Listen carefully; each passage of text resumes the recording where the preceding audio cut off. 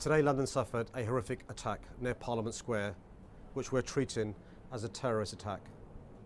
A number of people have lost their lives and at least 20 people have been injured. My heart goes out to those who've lost loved ones and to everyone who's been affected.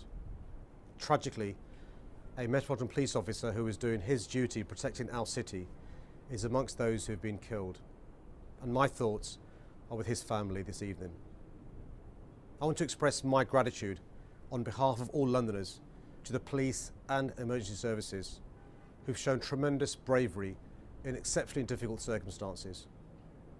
I've spoken to the Acting Metropolitan Police Commissioner Craig Mackey and National Lead for Counter-Terrorism Policing and Acting Deputy Commissioner Mark Rowley and remain in close contact with them.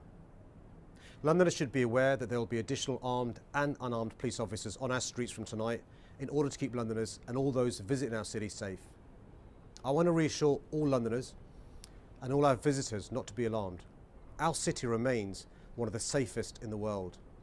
London is the greatest city in the world, and we stand together in the face of those who seek to harm us and destroy our way of life. We always have and we always will. Londoners will never be cowed by terrorism.